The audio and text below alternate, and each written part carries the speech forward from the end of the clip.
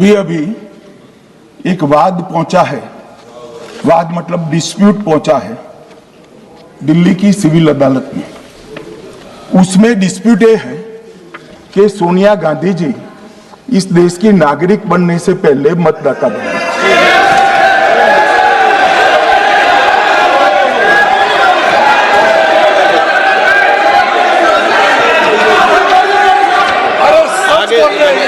आगे सुनो, बोल क्या रहे, पूरी बात तो सुनो।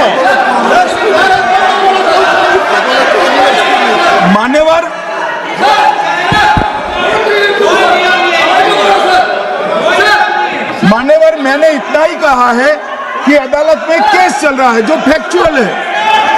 अब जवाब तो उनको अदालत में देना है, सोनिया जी ने यहां क्यों दे रहे हैं? अदालत में जवाब देना है।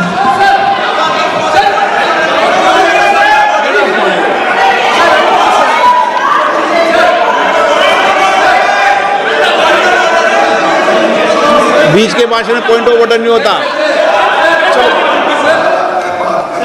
नहीं है सर, मुझे याद है जो माननीय सदस्य नहीं है, ये 352 ये रहा, 352 टेबल पे रहता है, मुझे वहां याद है 352। Home Minister is speaking about an issue which is pending in the court. Actually, what happens is, Rosabella told some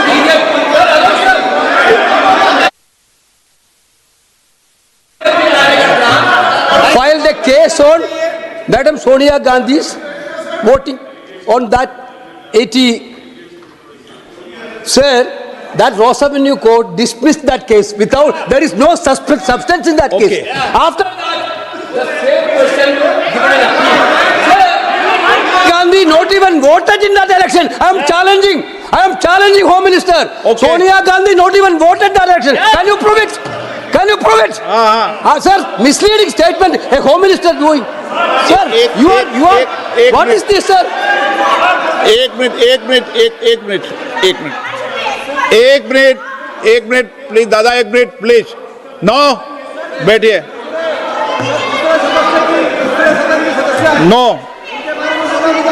no मान्य प्लीज देखिए मान्य सदस्य, 2 दिन से मैं चर्चा को सुन रहा हूं और 2 दिन से चर्चा को सुन रहा हूं और 352 आपने भी पढ़ा है, मैंने भी पढ़ा है, ठीक है ना। कई बार इधर से भी उधर से भी इस विषय को कई बार बोला गया है। जब डिबेट चलती है उसके संदर्भ में कई विषयों को बोला जाता है, ठीक है ना। और इसीलिए सुनिए बात, माननीय गृह मंत्री जी ने, आपने आधी बात सुनकर हर 2-2 मिनट में उठने लगोगे, ऐसे चर्चा नहीं होती। आप उनकी पूरी बात को सुनिए, क्या संदर्भ था, उन्होंने कोई फैसला नहीं दिया है, उन्होंने एक जानकारी जो आई है वो जानकारी सदन के पटल पे रखी है। अब मुझे सुनिए तो, अब आपने एक मुद्दा खड़ा किया, मुझे जवाब तो देने दीजिए। मान्यवर मैंने कुछ ऐसा नहीं कहा, मैंने सिर्फ इतना कहा है कि एक वाद दायर हुआ है दिल्ली की अदालत में। मैंने कोई कंक्लूजन नहीं कहा, मैंने कहा कंक्लूजन का, मैंने कोई कंक्लूजन नहीं कहा। कंक्लूजन तो जब उनका नोटिस का जवाब वो दे देगी तब अदालत देगी, तब फिर से बताऊंगा मैं। मगर अभी तो मैंने सिर्फ इतना कहा है कि वहां एक केस रजिस्टर्ड हुआ है जिसमें श्रीमती गांधी को नोटिस इश्यू किया है। इसमें इतने लाल पीले होने की जरूरत क्या है? मान्यवर, हम सबका साझा दायित्व है, हम भी विपक्ष में बैठे, हम चुनाव जितने जीते हैं इससे ज्यादा हारे हैं। हम लोगों का तो एक प्रकार से पौना जिंदगी ही विपक्ष में ही चला गया, चाहे राज्य हो या केंद्र हो। कई चुनाव हमारे, हमने चुनाव आयुक्त और चुनाव आयोग पर कभी आरोप नहीं लगाए। एक नया पैटर्न खड़ा, एक नया पैटर्न। मैं पूरा वाक्य नहीं बताना चाहता। श्रीमती ममता बनर्जी ने चुनाव आयोग पर आरोप लगाए, स्टालिन जी ने लगाए, बीडी सतीशन जी ने लगाए, श्री राहुल गांधी ने लगाए, मल्लिकार्जुन खड़गे जी ने लगाए, तेजस्वी यादव जी ने लगाए, अखिलेश यादव जी ने लगाए, वी शिवन कुट्टी ने लगाए, हेमंत सोरेन जी ने लगाए, भगवंत मान जी ने लगाए। अब पहले तो ऐसी परंपरा सिर्फ कांग्रेस पार्टी में थी, मगर संपर्क का दोष कहता होता है साहब, ये सारे इंडिया अलायंस वाले चुनाव आयोग के खिलाफ आए। मान्यवर, चुनाव आयोग एक तटस्थता से चुनाव कराने वाला संस्थान बनाया गया और इसकी मान्यता कोई पॉलिटिकल पार्टी ने नहीं दी, भाग और अनुच्छेदों के तहत हमारे संविधान ने दी और ये संवैधानिक प्रक्रिया है। इस संवैधानिक प्रक्रिया पर सवाल खड़े कर कर, अनर्गल आरोप कर कर आप पूरे चुनाव आयोग की एक प्रकार से पूरे दुनिया में इसकी छवि को धूमिल करने का काम कर रहे हैं। आपको लगता है कि आप सरकार की छवि धूमिल कर रहे हैं? ना जी, आप पूरी दुनिया में भारत के लोकतंत्र की छवि को धूमिल। मान्यवर, सरकार का तो इतना ही सवाल है, मान्यवर सरकार का तो इतना ही सवाल है कि भारत के मतदाता क्या सोचेंगे, मगर मतदाता का सोचने का सवाल नहीं है। मतदाता को तो मालूम है कि हमने तो वोट दिया है इसलिए चुनकर आए हैं, तो उसके मन में कोई डाउट नहीं है। ये वोट चोरी करते रहे, घुसपैठिया बचाओ यात्रा निकाली और बिहार में 2/3 बहुमत से हम जीत गए।